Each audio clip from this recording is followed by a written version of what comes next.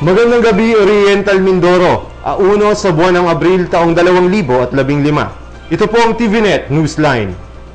At sa ulo ng ating mga balita, mga pasahero nagsimula ng dumagsa sa pantalan ng Calapan. Pagsusuot ng Huwag Kang Magnakaw Statement T-shirt, panawagan ng simbahan ngayong Semana Santa. At wanted person, arestado. Humigit kumulang 50 gramo ng hinihinalang shabu at baril na recover sa pinagtataguan nito. At sa detalye ng ating mga balita, ngayong mahal na araw, isa sa panawagan ng simbahan ay makipahagi sa kampanya nitong Huwag Kayong Magnakaw.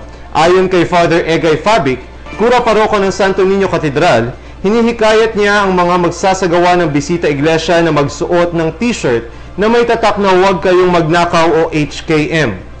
Ang pagsuot ng HKM statement t-shirt ay isang panawagan ni Manila Archbishop Luis Antonio Cardinal Tagle na naglalayong pagnilayan ngayong panahon ng mahal na araw ang ikapitong utos ng Diyos.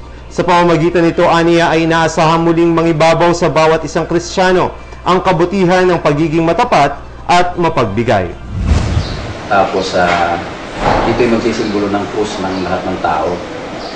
Yung krus na ibibigay namin na yari sa o sa niyog ay pwedeng dalhin sa bahay habang Kwaresma at tutupiin yung nasa may taas ng ulo kapag ang krus nila yung mga alalahanin sa buhay. Yung mga nasa gilid naman ay tutupiin kapag ang mga krus nila ay mga nagawa nila sa buhay. At yung mga tutupiin sa ilalim ng krus ay yung mga lugar na napuntahan nila na kung saan ay nagpabigas sa kanilang buhay. At yun ay kanilang iaalay sa Biyernes Santo. So, ibibigay sa Linggo ng Paraspas, dadalhin sa bahay, dadasalan sa Biyernes Santo, ibabalik. At sa Sabado de Gloria, yung Sabado ng gabi, susunugin yon.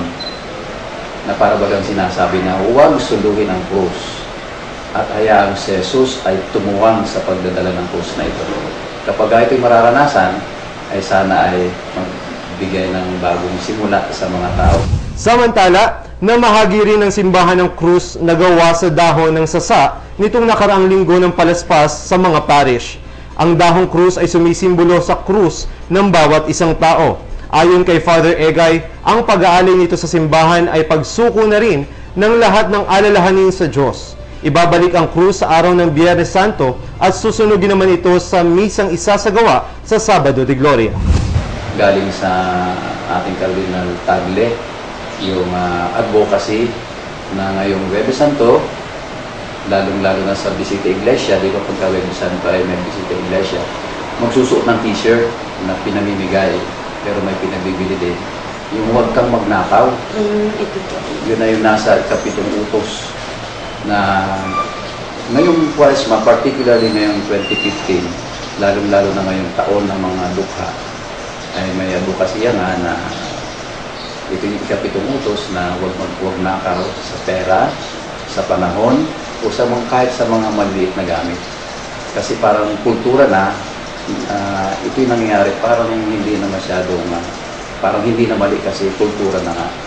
Kaya sana, ito ay pumasok sa buhay ng tao, ang lahat, bawat isa sa atin, pagkatapos ng Kwaresma ay daladala pa rin ito yung advocacy ng simbahan.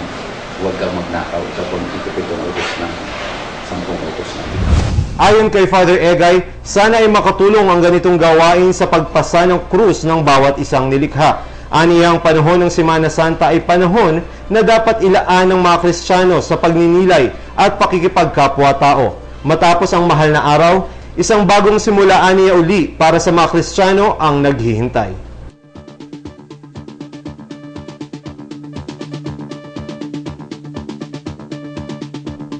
Samantala, kaugnay pa rin ng Holy Week, nag-ikot si Police Regional Office Mimaropa Regional Director Police Chief Superintendent Dennis Peña sa mga lugar kung saan may Police Assistance Desk, kabilang na ang pantalan ng Calapan.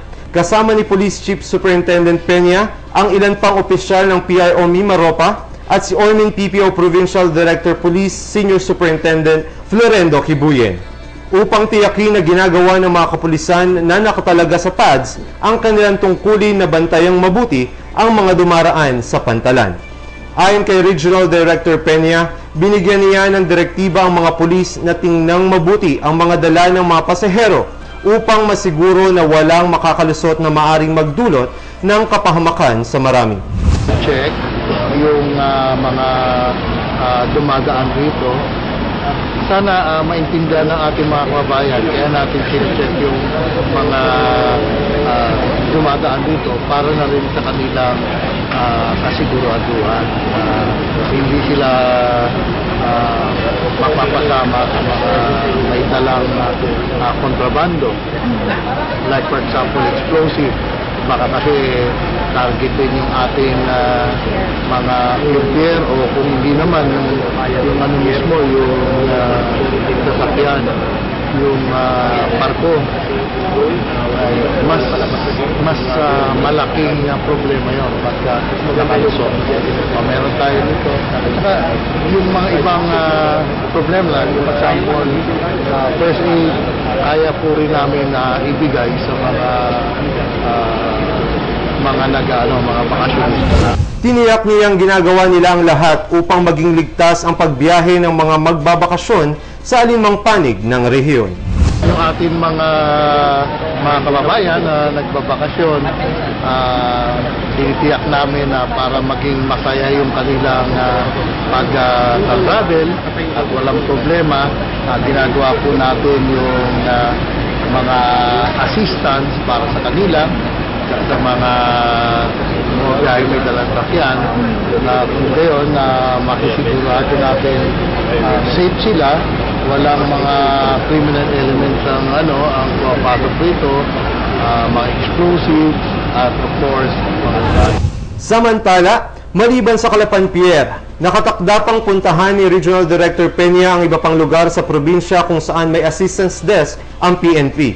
Binigyang prioridad nila ang mga lugar na tiyak nilang dadagsain ng mga tao gaya ng mga simbahan, pasyalan at iba pa. Magbabalik po ang TVNet Newsline makalipas lamang ang ilang paalala.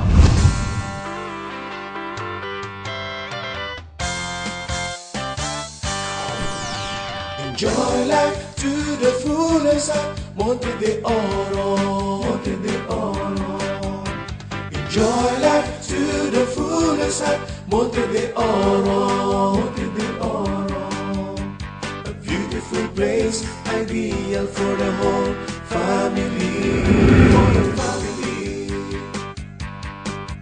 where the ambience is inspiring and the people are loving. A wonderful place for our kids to enjoy, a home for our satisfaction.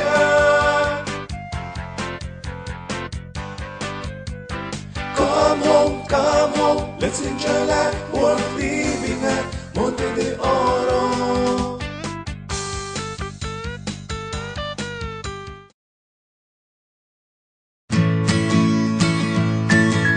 Wake up in a better mood.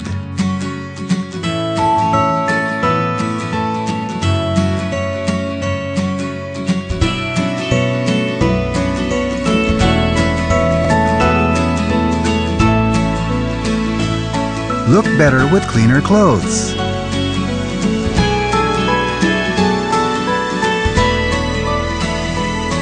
Better days begin with Panasonic.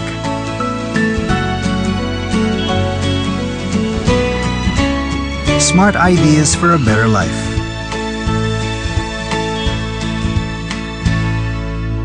Panasonic. Ideas for life.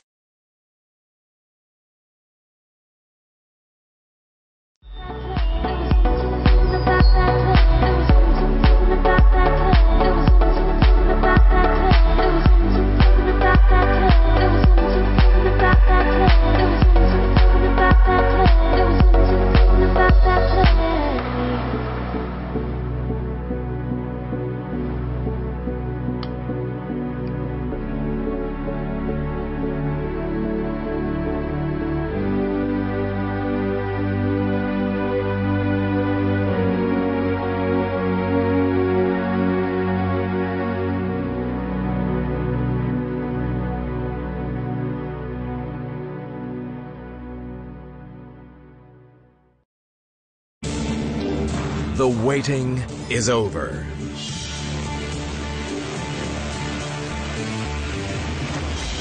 New Shell V-Power Nitro Plus is here.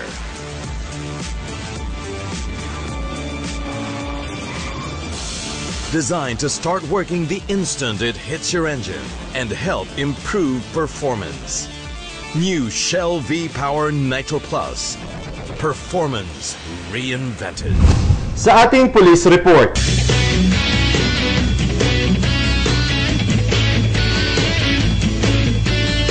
humigit kumulang 50 gramo ng hinihinalang shabu, isang kalibre 38 baril at pera na nagkakahalaga ng mahigit 38,000 piso. Ilan lamang ito sa mga nakumpiska ng Calapan City Police Station sa pangunguna ng hepe nito na si Police Superintendent JC Tolentino sa isang paupahang bahay sa Barangay Lazareto, lungsod ng Calapan, kung saan nahuli ang wanted person na si Stanley Maderaso madaling araw nitong 31 ng Marso. Sa ulat ng Calapan City PNP, kasama ng 27 anyos na si Maderaso sa naturang bahay sina Nestor Alea alias Dondon, 38 anyos na kabilang sa drug watch list ng naturang istasyon, at dalawang babae na nakilala sa pangalang Darren Mabansag at Lovely Joy Alcantara, pawang 23 anyos. Di umano, matapos maaresto, umamin ang mga ito na may mga ilegal na droga sa kanilang posesyon, drug paraphernalia at baril, kung kaya't agad na naghain ng aplikasyon para sa search warrant ang pulisya na inaprubahan at nilagdaan din ng nasabing araw ni Honorable Judge Thomas Laines ng RTC Branch 40. Pasado alas 5 ng hapon nang isagawa ang search at maliban sa 16 na sachet ng hinihinalang ilegal na droga, pera at baril, kabilang pa sa mga na-recover ang 12 piraso ng bala, iba't ibang drug paraphernalia, cellular phones at laptop. Kasalukuyang nasa kustodiya ng Calapan City PNP ang mga sospek habang inihahanda ang mga kasong isasampa laban sa kanila.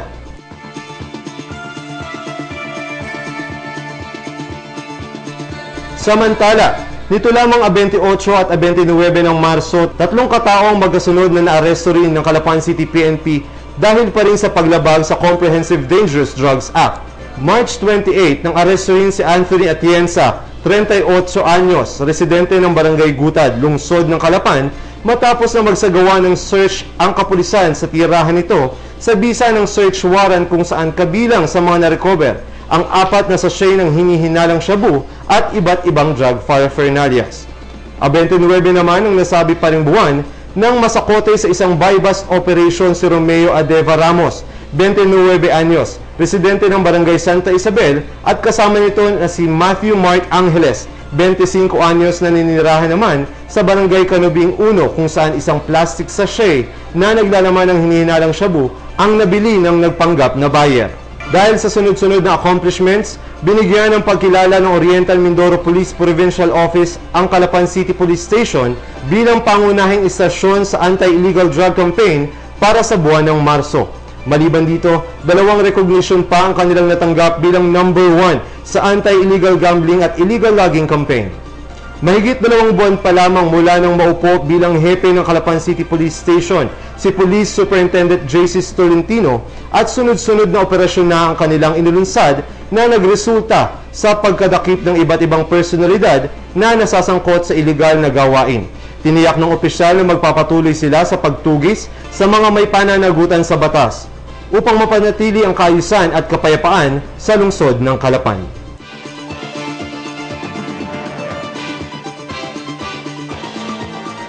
Antabayanan ng iba pang mga balita makalipas lamang ang ilang paalala.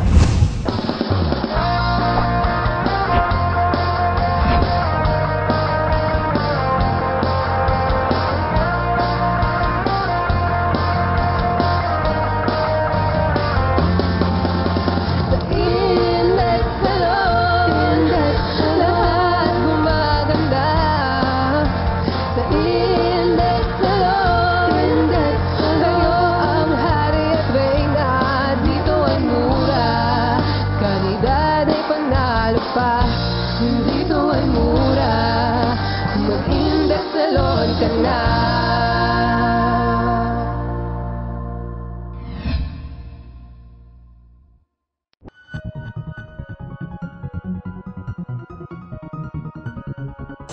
Glamour Vision Network Incorporated is open for all types of advertisement and announcement for Channel 3 and Channel 10, either VTR or line ads. Not just for local subscription but also international for a much affordable cost. But wait, there's more! You can now enjoy watching latest news update and other events by logging in at our YouTube account. Just type TVNet Newsline.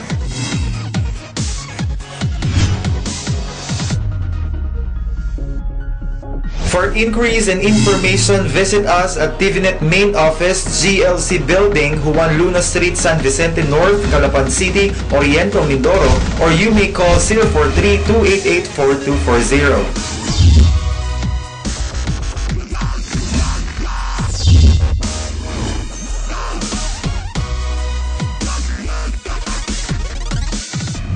Unti-unti nang dumadagsa ang mga biyahero sa pantalan ng Calapan, palabas at papasok ng lungsod. Plansyado na ang Oplan Ligtas Biyahe na kung saan naglagay ng help desk malapit sa waiting area ng pantalan na kung saan ang bawat sangay ng pamahalaan tulad ng PNP, BFP, Coast Guard at Maritime Police, City at Provincial Health ay may sari-sariling puwesto upang magbigay ng kani-kanilang serbisyo sa mga luluwas. Gayon din ang paghigpit ng seguridad sa Calapan Port upang masigurado na ligtas na makakalabas ng probinsya ang mga magsisiluwas. Ayon sa Nautical Port Management Service Incorporated, nasa humigit kumulang 6,500 ang mga luluwas at inaasahan din ang paglobo ng bilang ng mga biyahero sa araw ng Sabado hanggang Lunes kung walang storm signal na idedeklara ang Pag-asa. At kung sakali man na magkaroon ng storm signal, ay nakahanda naman ang pamunuan ng pantalan na tulungan ang mae-stranded.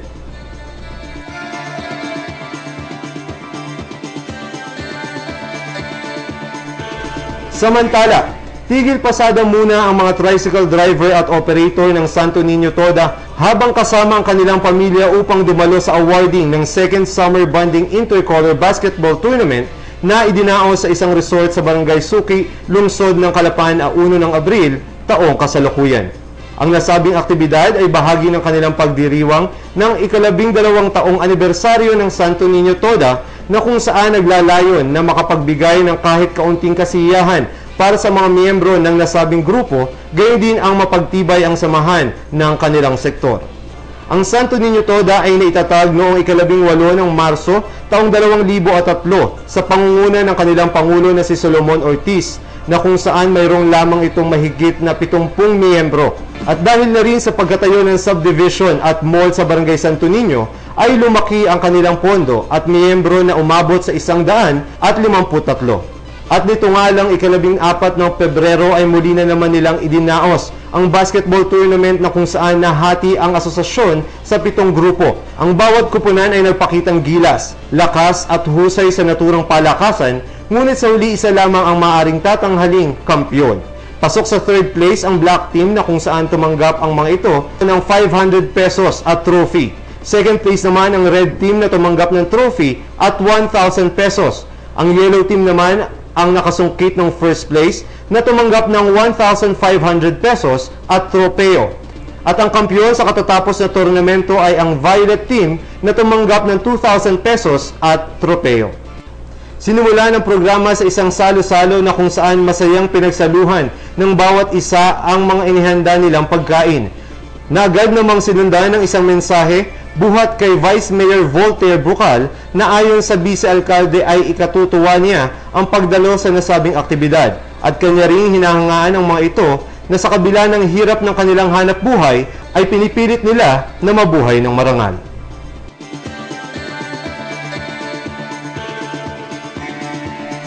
Iba pang mga balita sa aming pong pagbabalik.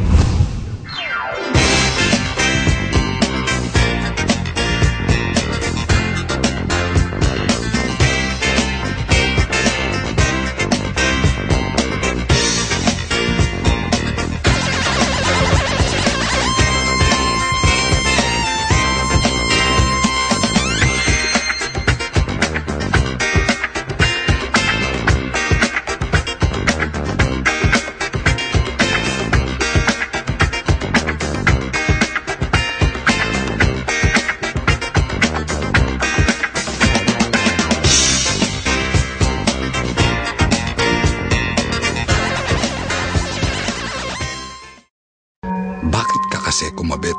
Alam mong di tama yan, di ba? Huwag ka nang gumamit ng pag-aari ng iba. Nakakaperwisyo ka sa mga legal na cable. Lumalabo ang signal nila.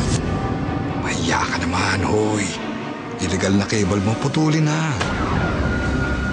Ano, gusto mo bang umabot pa sa kulungan? Umiwas ka na sa gulo tsaka skandalo. Huwag maging kabit. Magpakabit ng tama ngayon. Supported by PCT. Good news po para sa lahat ng subscribers ng Cable TV at Cable Internet. Naisabatas na po ang Anti-Cable Television and Cable Internet Tapping Act of 2013. At ayon dito, bawal makitabit ng Cable TV at Cable Internet. Ang parusa sa sino mang lumabag sa batas na ito ay pagkakakulong at pagbabayad ng malaking multa. Bayad ka na nga, kulong ka pa. Kim Atienza po, nagsasabing pagdating sa batas, hindi weather-weather lang. Huwag maging kabit. Supported by the PCT. Samantala, para sa lahat na magtutungo sa Santo Niño Cathedral sa 3 araw ng paggunita ng pagpapasakit simula Huwebes Santo hanggang sa Pasko ng muling pagkabuhay sa araw ng Linggo, narito po ang schedule. Alas 6 ng hapon, Huwebes Santo, gaganapin ang pagmimisa sa pagtatakip silim sa paghapunan ng Panginoon. Susundan ang paghuhugas ng paa sa 12 alagad, pagdiriwang ng huling hapunan, pag-aalay ng mga handog para sa alay kapwa.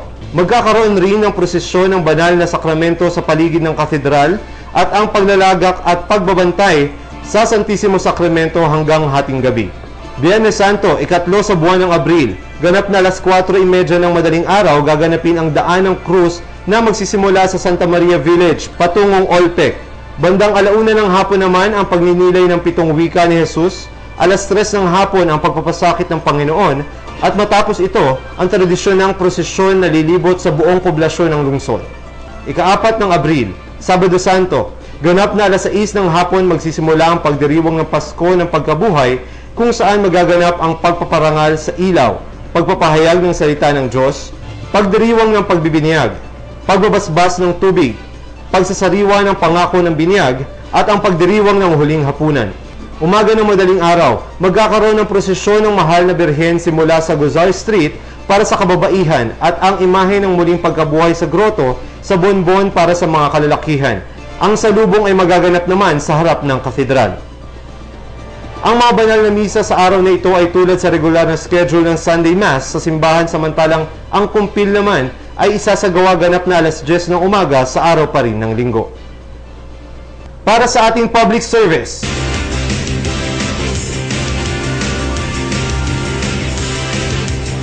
sa lahat ng kumuha ng 2015 DOST Science and Technology Scholarship Test, available na ngayon ang resulta ng eksaminasyon.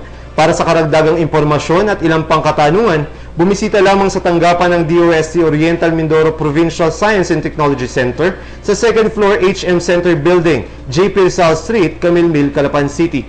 Maaari ring mag-log on sa www.sei.dost.gov.ph. Maaari nyo rin po kaming mapanood sa YouTube. I-type lamang po ang TVNet Newsline. At yan po ang kabuuan ng mga balitang nakalap ng Newsline staff and crew para sa araw na ito. Para po sa inyong comments o suggestions, mga balita at impormasyon na nais nyong iparating sa aming programa, tumawag po lamang sa TVNet hotline sa numero bilang 043-288-4240. Ito po ang TVNet Newsline, katotohanan at serbisyo hatid sa mga Mindoreño. Ako po si Ryan Ramos na nag-iwan sa inyo ng isang mapayapa at magandang gabi.